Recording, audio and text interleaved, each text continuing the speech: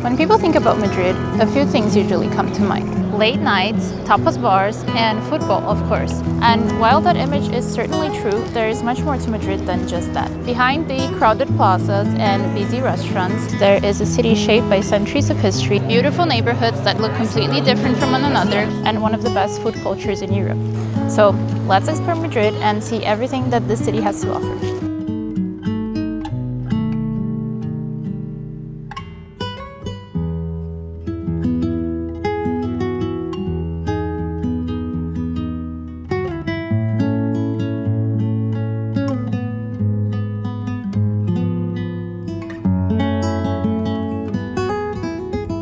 If you're visiting Madrid, you will most likely come through this square at some point because this is in the middle of the city center and it's one of the most famous squares here in the city.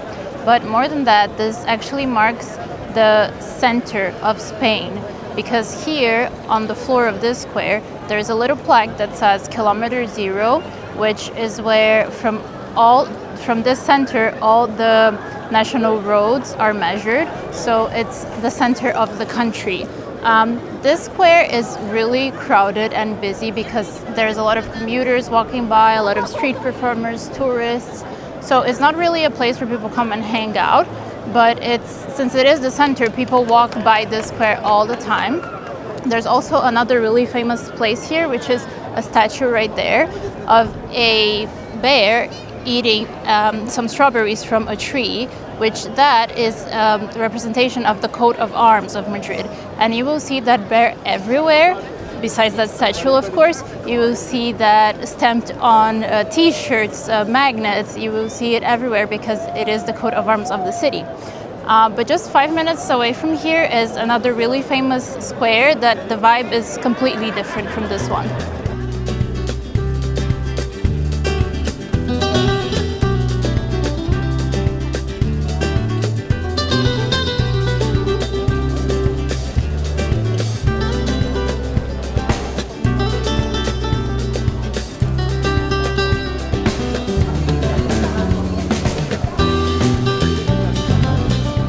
Just a couple of minutes away from Puerta del Sol is this square. It's called Plaza Mayor, and this is one of the main squares here in Madrid. It was built in the 17th century, and over the years it hosted a bunch of different things like food markets, bullfights, and even public trials during the Spanish Inquisition. But nowadays it's mostly a tourist attraction. So people come here to hang out, and it's just surrounded by restaurants and bars where people eat, have some drinks, but it's mostly a tourist attraction, so prices here are much higher than if you walk, let's say, 5 minutes away somewhere else to go to a local restaurant. That's why I recommend coming here to check out the place. It is a beautiful square, the architecture is amazing, but I wouldn't eat here necessarily, so let's explore some other places where you can eat.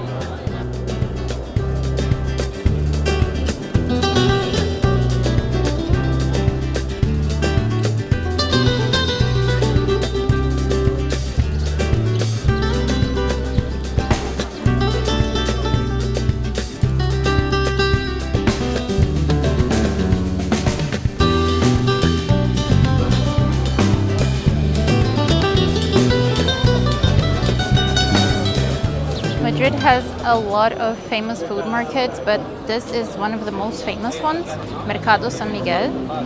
It was built in 1916 and it's been working ever since, but nowadays it's more of like a gourmet food hall. You can find a lot of different stalls that sell a lot of different types of foods. Mostly it's Spanish foods, but you can also find some other Latin American foods as well, like Argentinian empanadas here. And it's really crowded usually because it's a really touristy place, but the food is amazing. Just one thing to note is that since this is a tourist hotspot, the prices here are actually higher than if you go to a restaurant or a bar. So, for example, we paid €7 for a beer and almost €5 for an empanada. So that's just something to keep in mind when visiting this place.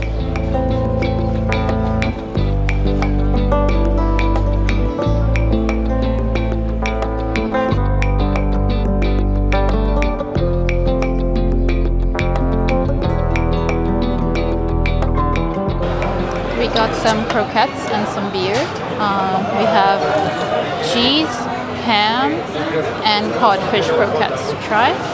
And estrella, some local Spanish beer.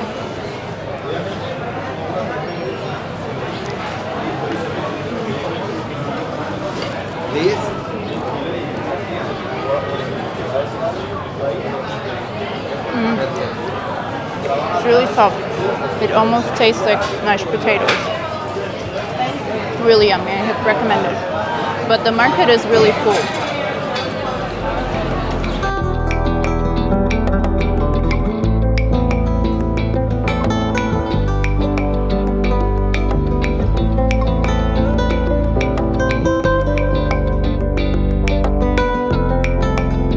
We found a more quiet corner here, so it's not so crazy as in the middle of the market. And I got an empanada. This is blue cheese. They have a lot of different types of empanadas here. There's a lot of Argentinian empanadas here, but there is also a lot of Spanish food mostly. But there's this place with a lot of different flavors of empanadas, so I'm really excited to try it. Oh yeah, it looks good. It looks really hot. Wow, that's really tasty. A lot of cheese. It's amazing.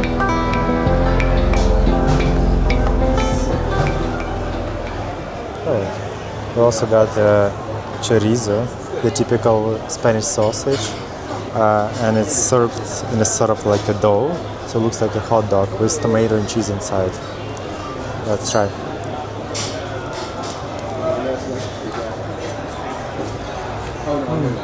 It's really hot and yummy. Really juicy.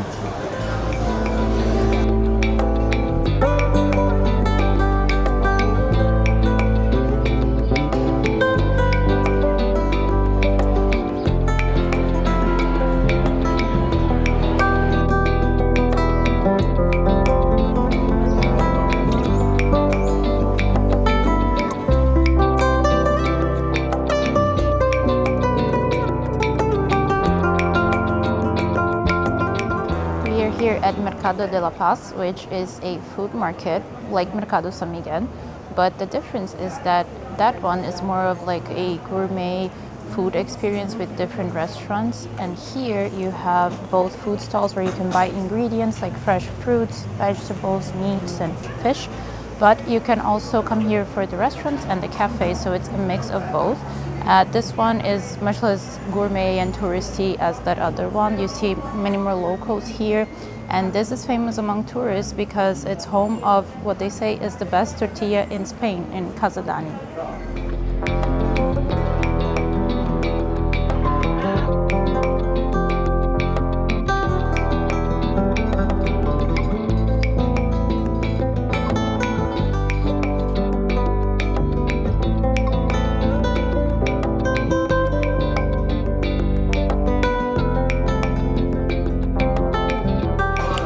In Casa Dani, which is a restaurant inside a market here called Mercado de la Paz, and this place is famous for the tortillas, which is this right here. This is a Spanish omelet made with eggs and potatoes, and according to them, they have the best tortilla in Spain. So let's try. You can get a slice or you can get the whole tortilla. Yeah, it's really good. The eggs are kind of runny, so it's cooked on the outside but kind of undercooked inside, which gives it a really nice texture. It's really good. This place actually can get really crowded, so sometimes you have to wait in line. We came early for breakfast, so maybe that's a tip because we didn't really have to wait in line, so coming early might be a good plan.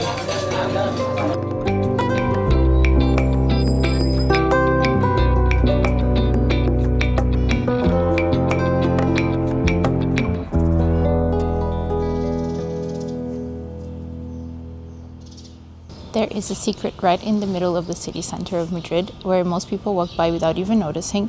That's this building right behind me. It's a monastery where the nuns are cloistered, which means that they have no contact with the outside world, but they make some cookies and they sell them. and you buy the cookies without actually seeing the nuns. You put your money there and the money disappears and the cookie appears. So let's check it out.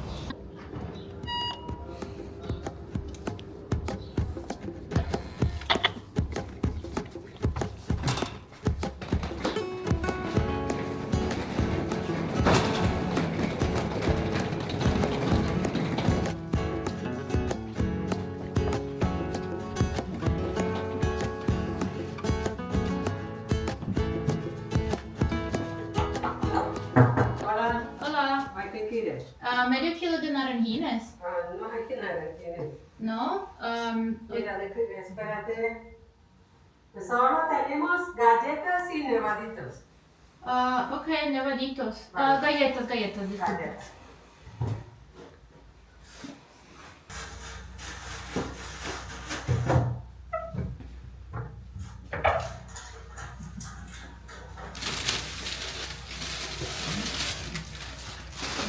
Ahí tiene la vuelta.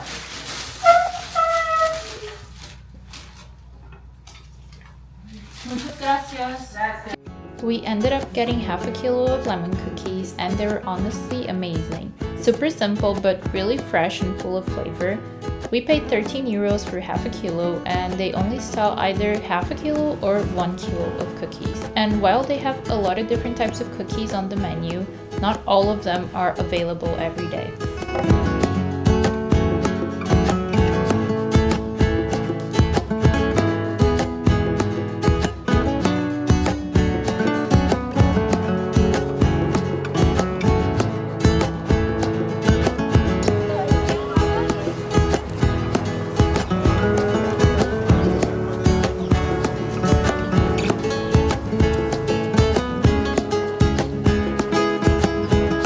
We are in Retiro Park. This is a huge park in the city center that used to be a garden for the royal family back in the day, but now it's a public park. And one of the coolest things about this park is this. You can rent rowboats here. We paid 8 euros for 45 minutes, but it's because we're here on the weekend. If you come during the week, it's 6 euros for 45 minutes, and you can fit up to 4 people on the boat, and the price is per boat, not per person. And I think this is actually a really cool and fun and unique experience to do in Madrid, especially in a beautiful sunny day like it is today.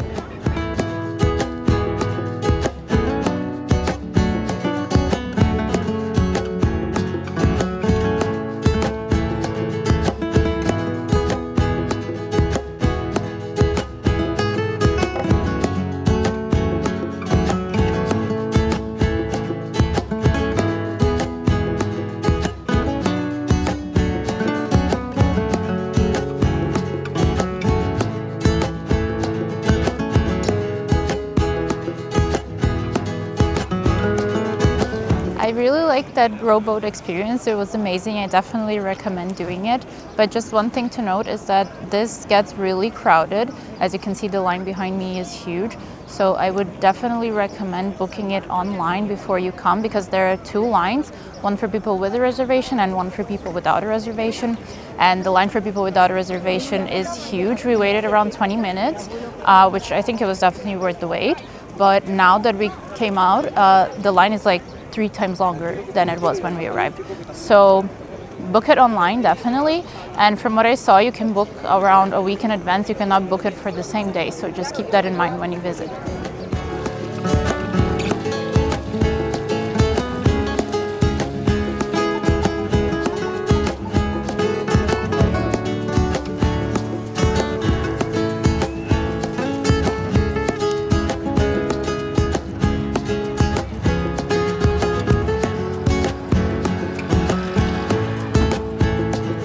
Madrid is a huge European capital, but for centuries it was also the center of one of the largest empires in the world. And nowhere is the history more evident than the building right behind me, which is the Royal Palace of Madrid. It is actually the largest royal palace in Western Europe with over 3,000 rooms. And just from the outside, you can already see how impressive and huge this building is. Actually, all that wealth and opulence came from centuries of colonization, especially in the Americas, which is a sad history and very complex and not the point of this video. but I think it's important that we keep that in mind when visiting places such as this one. The palace nowadays is the official residence of the king and the royal family, although they don't actually live here. But it's also most famously a tourist attraction. So you can go in, check out parts of this building, and tickets cost around 15 euros depending on the day you come. But I recommend buying your ticket online because the lines actually are huge here.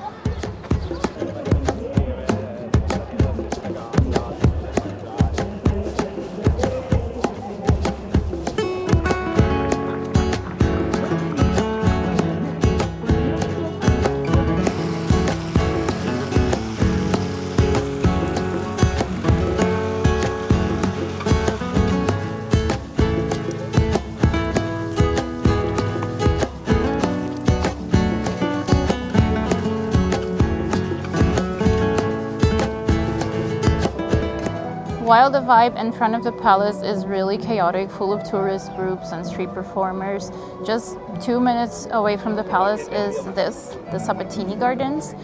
You can see actually part of the palace from here. This is a garden that used to belong to the palace and now it's a public garden, and it's one of the most peaceful places in the city center, but it's not the best and most peaceful places. For that we need to go somewhere else.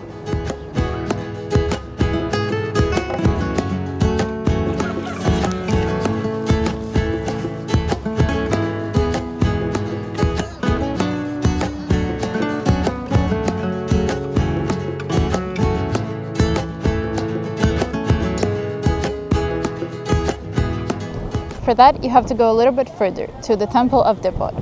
In the middle of Madrid, you see this beautiful ancient Egyptian temple.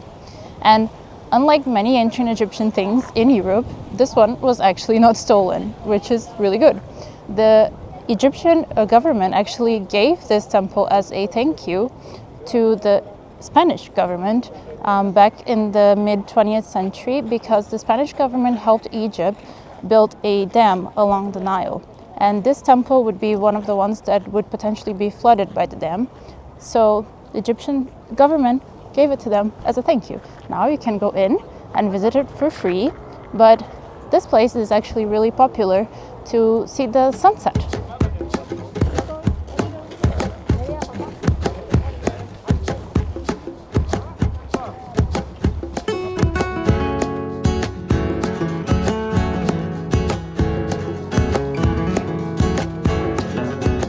The temple is right there and it's in the middle of a park, and you can see a beautiful view of the city from here. That's why this spot is so popular to come and see the sunset.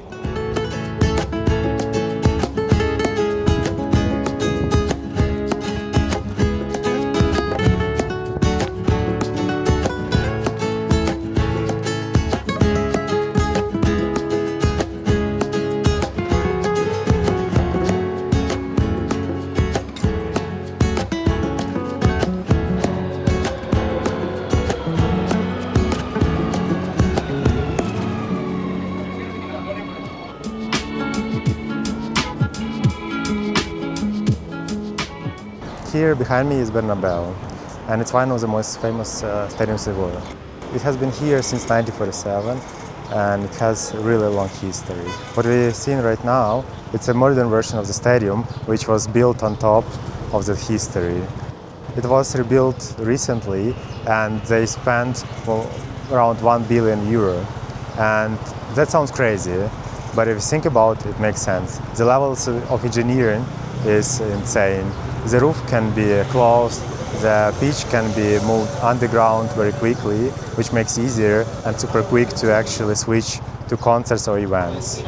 And honestly, you don't have to be even a fan of Real Madrid to appreciate it. This venue generates around 200 million a year with events, concerts and tours. So let's go in and check it out.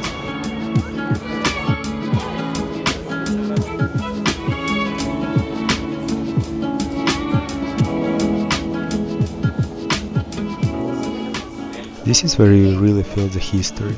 Real Madrid has won more Champions League titles than any other club. And seeing all of these trophies in one place makes you realize how big this club actually is. Real Madrid is the most successful club in the football history, with 15 Champions League titles and 36 league wins. And when you add all the international trophies on top, you really start to understand the scale of this club.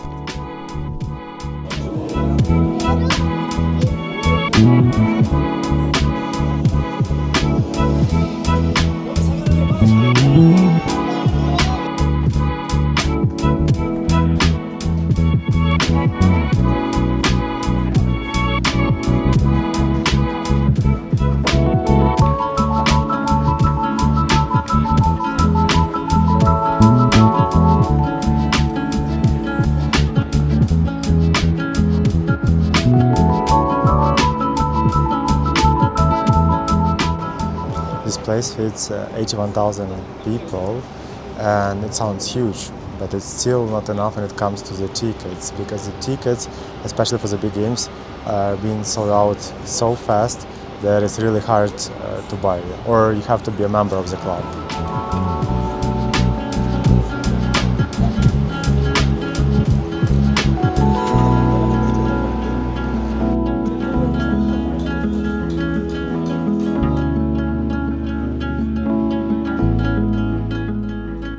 Real Madrid isn't just a football club anymore, it's a global brand. And this stadium plays a huge role in that, because it's not just a place to watch a game, it's a part of the whole experience.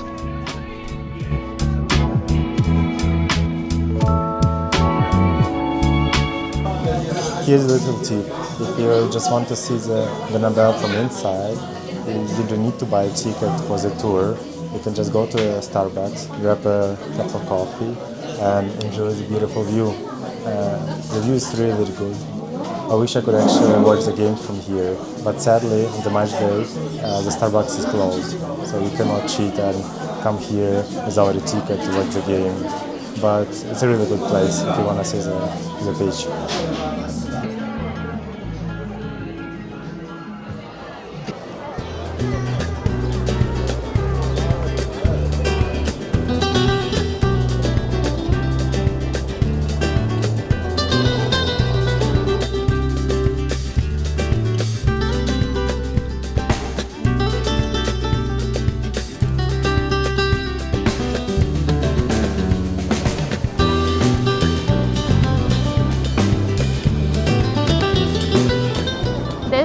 Gran Vía.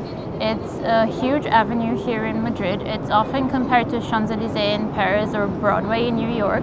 This was built in the 20th century to modernize the city and connect different neighborhoods. And nowadays it's full of theaters, restaurants, buses, as you can see, also hotels and shops.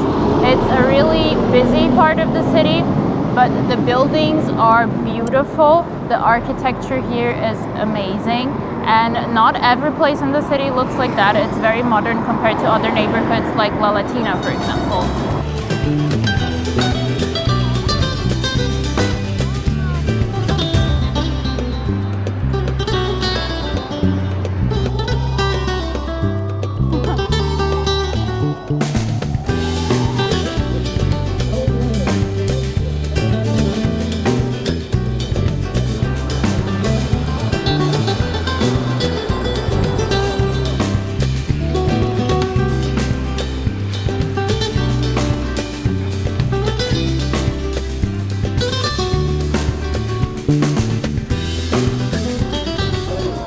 For one of the best views of the Madrid skyline, 360 views of the whole city, this is the best place to go. This is the Rio rooftop. It has a bar and also some observation decks, including a very scary glass floor one right down here.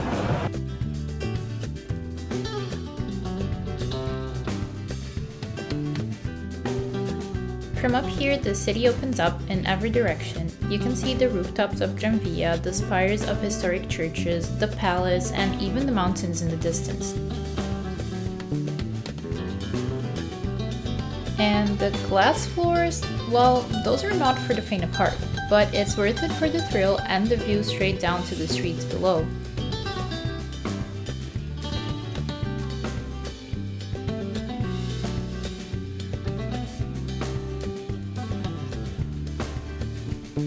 And if you need a break from the heights, the rooftop bar is the perfect spot to grab a drink and chill for a bit.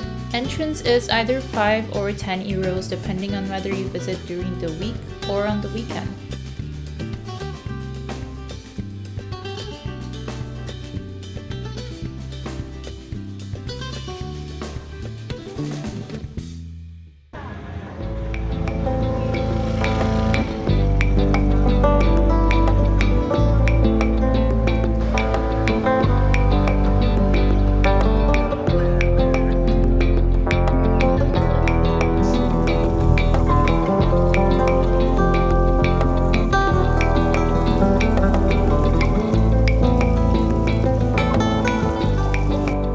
One of the best places to experience the tapas culture here in Madrid is this neighborhood, La Latina.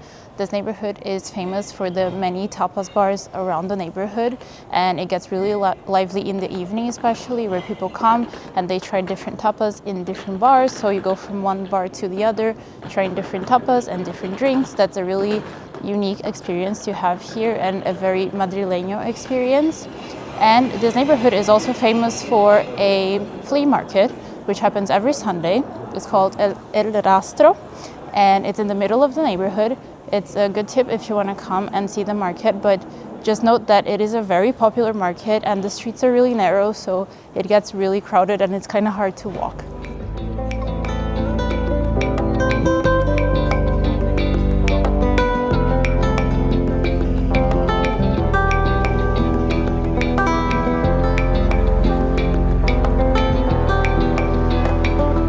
Just north of Gran Vía is this neighborhood, Malasaña. This is kind of the hipstery area of Madrid. It's known for independent cafes, street art, and vintage shops. And historically, this was the center of a movement called Movida Madrileña, which was a cultural movement that started at the end of Franco's dictatorship in the 1980s. And it was when artists could freely express themselves finally after decades of dictatorship. So this neighborhood is still really tied to that history and art. And it's a really different vibe from Gran Vía. And it's really cool to come here, enjoy a coffee, and just walk around. And these buildings are beautiful.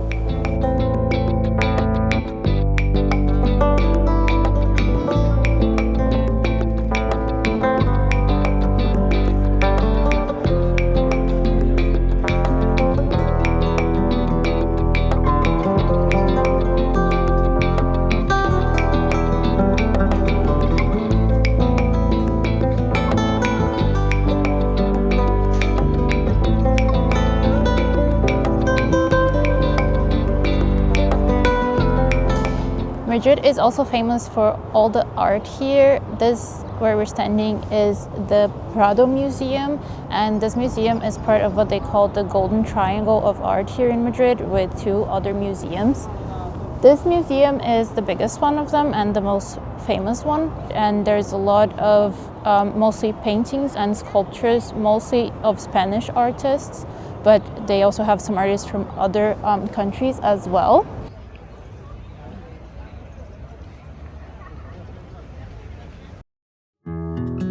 Filming inside the museum is not allowed, so that's why we only have shots of the outside area and the entrance hall.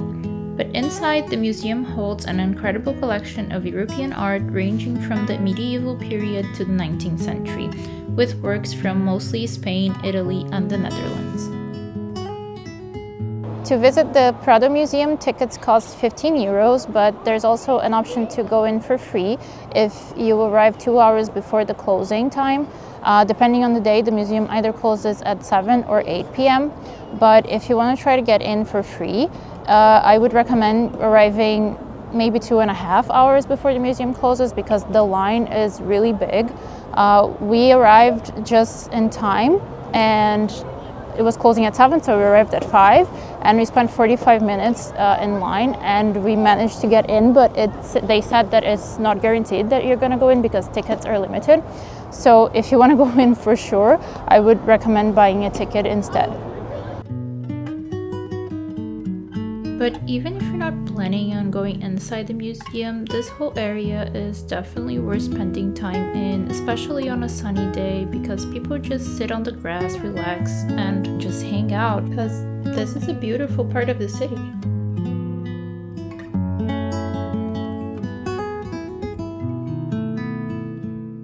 Madrid has always been a popular destination, but it has become increasingly popular among tourists lately, and you can see why. It's a huge city, it has a lot to offer. Different neighborhoods feel like completely different cities. You have so much great food here and beautiful art. It's amazing. I definitely recommend visiting. And let me know if you've been to Madrid and you think we should have gone to some place that we haven't covered. Please give some tips in the comments below and subscribe for more content like this.